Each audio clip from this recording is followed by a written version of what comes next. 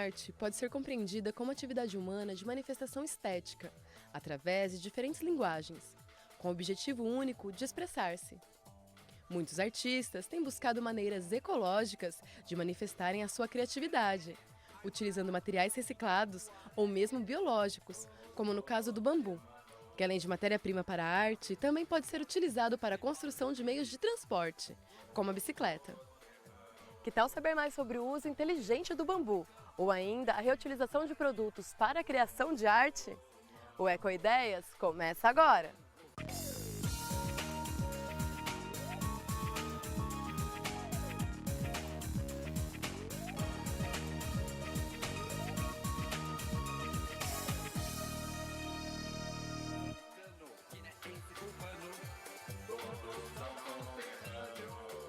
A Neca é veterinária de formação, mas trabalha como artista plástica há alguns anos. Ela nos mostra as diferentes possibilidades de utilização de materiais para a criação de uma arte ecológica.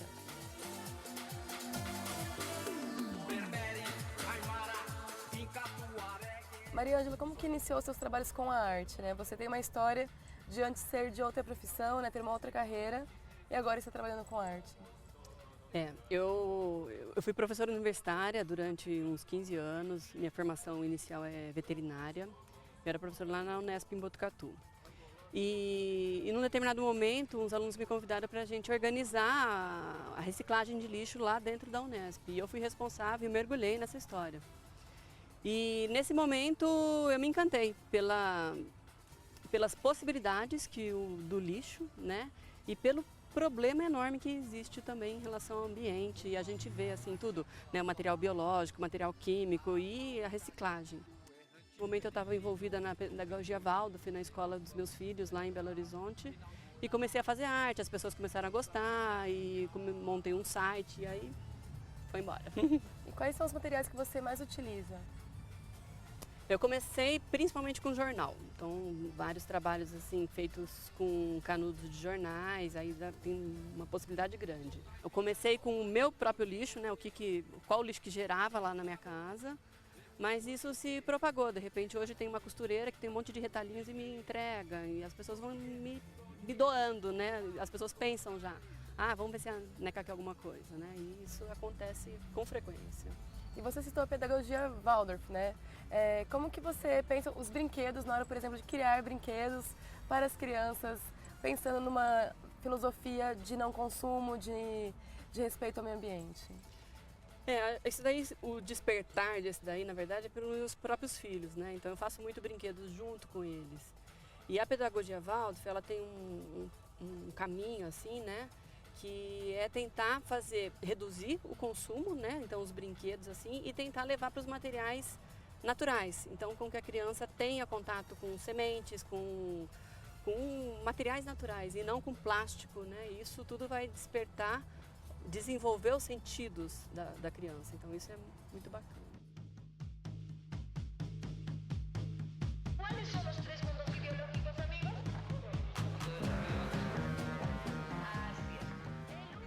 E Maria Ângela, qual seria a diferença entre biojoia, ecojoia e as especificidades de produção?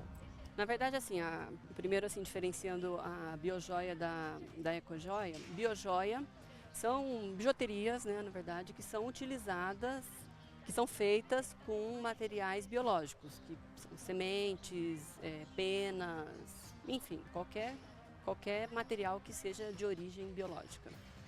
E as ecojoias, que eu uso esse termo porque eu misturo além das sementes e penas que eu utilizo, eu junto também um material, um reaproveitamento de materiais, por exemplo, latas, azulejos. Então são coisas que não são biológicas, mas são reaproveitadas, então são ecológicas, né? Então essa é a grande diferença. E o que elas têm de especial, na verdade, são trabalhos feitos manuais, né? Com um reaproveitamento de materiais, seja biológico ou ecológico.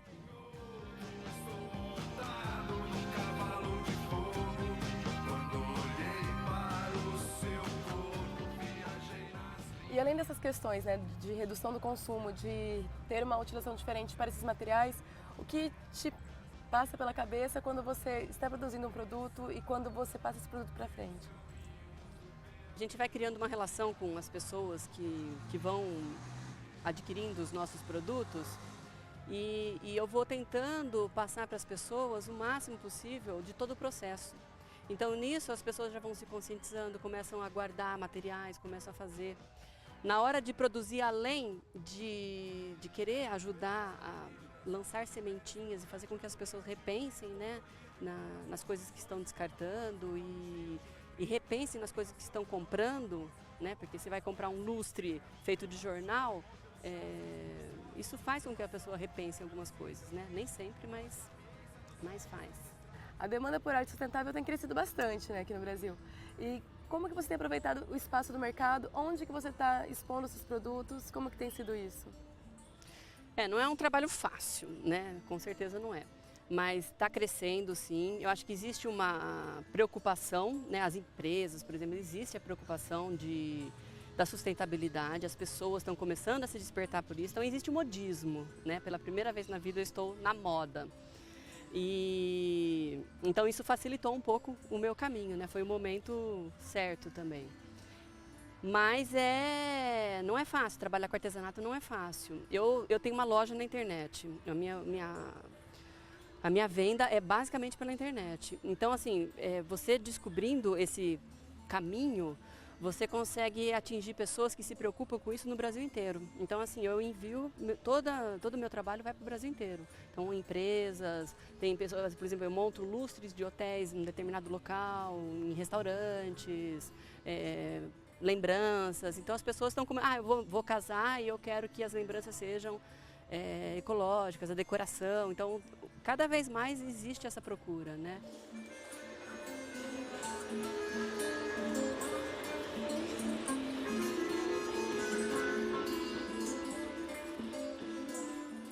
Já pensou em uma bicicleta feita de bambu? Pois existe e é bastante resistente e você mesmo pode construir a sua. É já já, depois do intervalo, aqui no Ecoideias.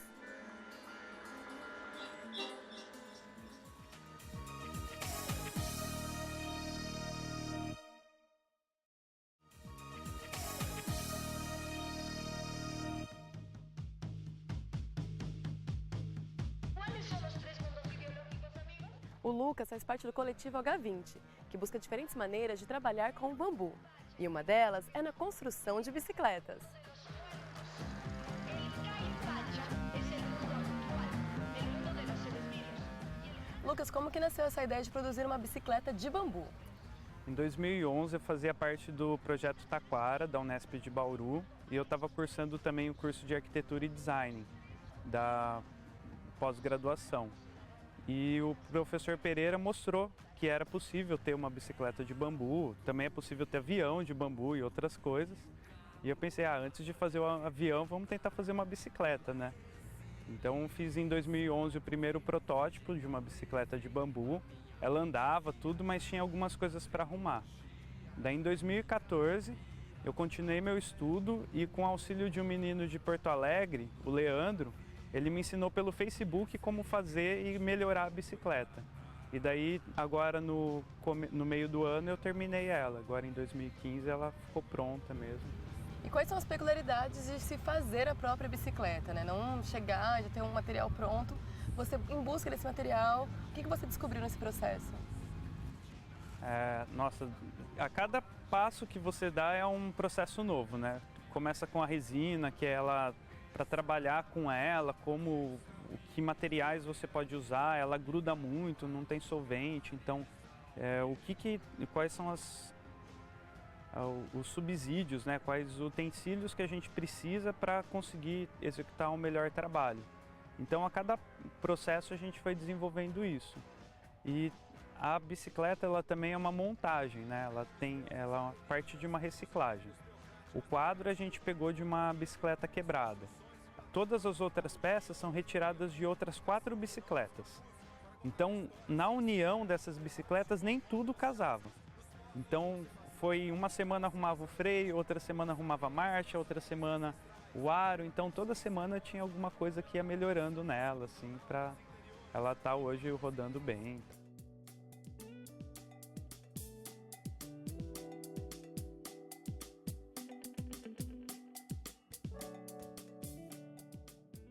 além de ser um transporte ecológico, né, não polui, a bicicleta sua ainda ela foi produzida a partir de outras bicicletas. Então ela é ainda mais sustentável, né, porque ela recicla outras bicicletas.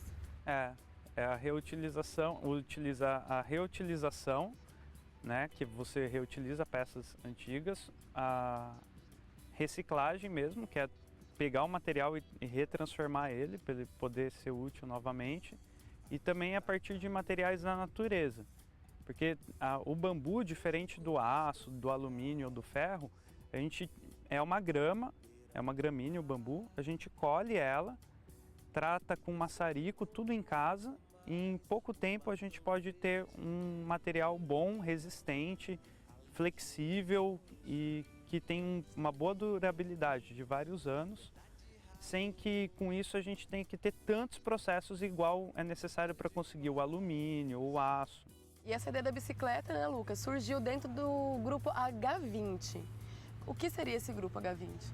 O coletivo H20 é um coletivo que surgiu também dentro do projeto Taquara, da Unesp de Bauru, onde alguns dos membros do projeto começaram a ver a possibilidade de executar o que a gente fazia dentro do Taquara, os projetos de bambu, de sustentabilidade, para outras pessoas, como um trabalho profissionalmente, como um trabalho profissional mesmo.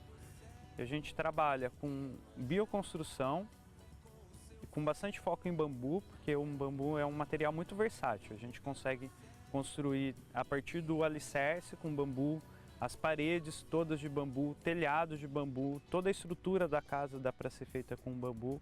Então a gente utiliza bastante bambu, barro e alguns materiais reciclados nas construções.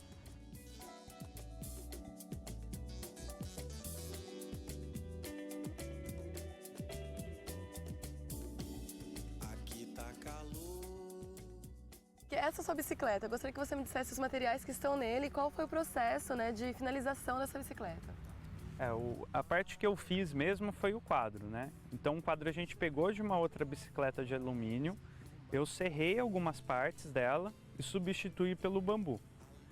E a conexão entre o bambu e o alumínio a gente fez amarrando cordas de fibra de coco, que a gente mesmo produzia, amarrando a fibra de coco, e toda essa fibra de coco era unida por uma resina de mamona, que era feita na Imperveg, em São Carlos.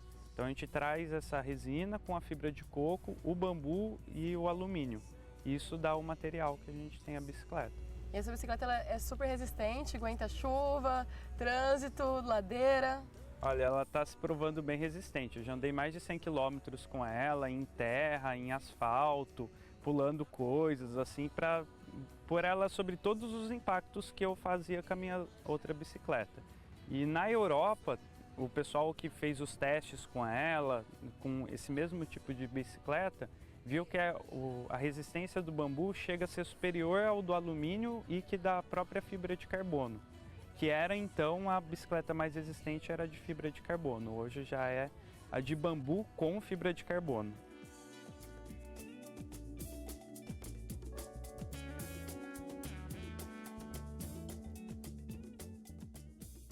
Realmente, o bambu é matéria-prima para diferentes tipos de trabalho, como os do Carlos, da Trabambu, que a gente confere depois do intervalo.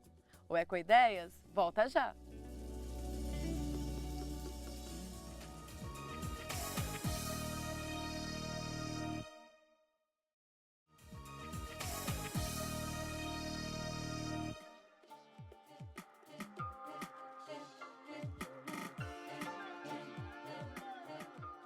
A Trabambu é uma oficina artesanal localizada em Botucatu, no interior de São Paulo.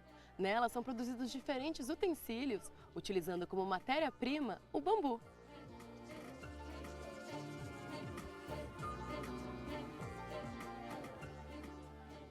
Carlos, como que nasceu a iniciativa Trabambu? Então, a Trabambu, ela nasceu aqui no bairro Demétria. Na verdade, a partir do momento em que eu comecei a trabalhar com essa matéria-prima, sou artesão desde a minha infância, venho de uma família de artesãos. Trabalhei com diversos tipos de matérias-primas. E quando eu cheguei aqui na Demétria, eu aprendi a trabalhar com bambu, aqui nesse bairro, na verdade, com um colega. E quando eu vi o potencial que essa planta, que esse material tem, eu passei a trabalhar quase que exclusivamente com ele. E Trabambu significa trabalhos em bambu? Então esse tra, na verdade, ele vem do italiano, que significa entre, né? Ou seja, entre bambus e pessoas, entre bambus e outras matérias-primas. E também tem essa questão desse tra, que é trabalho, é transformação, é toda essa busca que a gente tem assim, dentro desse trabalho que desenvolve. E para você que já trabalhou antes com outros materiais, né? Quais são as peculiaridades de se trabalhar com o bambu?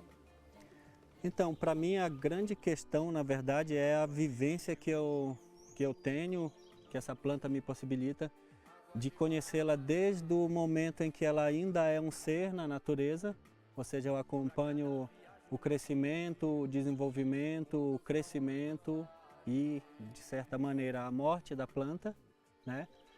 E para então colhê-la, trazer para a oficina, tratar e a partir desse momento ela é transformada, ela realmente se torna uma matéria-prima. E desse momento adiante vem o trabalho realmente artesanal, a produção e as possibilidades elas são infinitas mesmo. Esse material, por mais que ele às vezes dê uma impressão de ser limitado, porque ele é simplesmente uma vara reta, né?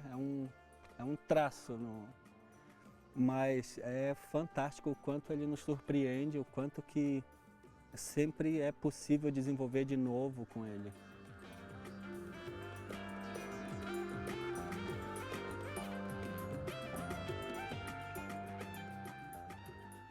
E nós observamos aqui na sua residência, né, Carlos, que você, além de utilizar o bambu como matéria-prima para os seus trabalhos, você também utiliza na construção da sua casa, né? Eu gostaria que você me contasse as diferentes utilizações que você tem feito dessa planta. Então, esse trabalho na construção civil, ele é um trabalho de pesquisa, pesquisa no sentido de buscar mesmo, né, não que seja um teste, porque o bambu ele é usado como matéria-prima na construção civil já na China há milênios, né, grandes construções, grandes templos. Eu utilizo aqui, na verdade, pelo gosto mesmo que eu tenho pela planta, pelo conhecimento que eu tenho da resistência dela. O bambu ele tem uma questão que é muito bacana em relação às matérias-primas da construção civil, que assim, fora a parte de concreto, cimento e tal, o que nós costumamos usar para construir estruturas são geralmente madeira ou ferro, né? Madeira se usa pela beleza, pelo aspecto que a madeira tem, geralmente. E o ferro se usa quando você quer fazer uma estrutura curvada, porque aí você pode, né, curvar o ferro e fazer na forma que você quiser. O bambu, na verdade, ele tem essas duas qualidades. Ele tem essa beleza, essa leveza que a madeira tem, e tem uma questão de que ele tem essa qualidade que só é dos metais, que é que quando você aquece o bambu, você pode entortá-lo. Então você pode fazer formas curvadas também com ele. Então é um material que não há por que não explorar também na construção civil. E quais os diferentes produtos que você tem produzido com o bambu? A gente observa aqui que tem bicicleta, que tem estojo, que tem estante, que tem coisas diversas, assim, são infinitas possibilidades, né? Então, na verdade eu faço desde agulhas de tricô até a construção civil. Não tem um limite, não tem. Eu sempre estou desenvolvendo algumas peças, gosto de criar peças novas, eu não gosto de reproduzir o que já tem. Eu sempre na criação de um produto eu levo bastante em consideração, apesar de eu usar uma lixadeira, uma furadeira e etc., mas que seja um produto que seja possível construí-lo somente com a mão. Isso é uma coisa que está dentro do conceito de desenvolvimento das minhas peças, porque isso é tentar manter essa união entre o tradicional e o que a gente pode alcançar de mais moderno. E você que busca viver, né, em comunhão com a natureza, a gente pode perceber isso. Como que você vê os benefícios ecológicos da utilização do bambu? Tem uma questão séria que é que quando você utiliza essa matéria-prima, na verdade você está fazendo, se você fizer da maneira correta, quando você vai e colhe um material assim para utilizar, seja no que for, esse corte, essa colheita, ele é uma poda, ele é um benefício para a planta. Então você ajuda, na verdade, a planta a se desenvolver melhor, né? Sem esse auxílio, ela sobrevive, mas ela não consegue viver tão bem. Porque quando uma vara já está madura, quando ela alcançou a maturação dela, ela passa, na verdade, muito mais a desgastar a planta do que fazer parte ali realmente.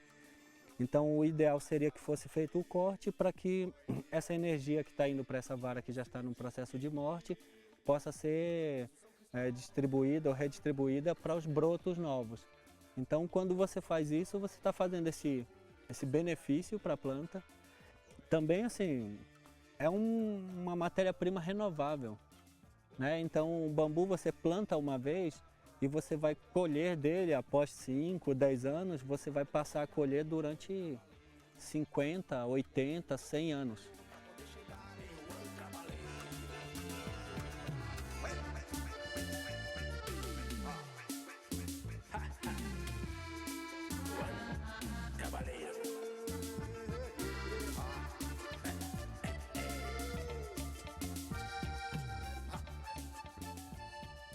E agora o Carlos vai mostrar pra gente como fazer um copo de bambu.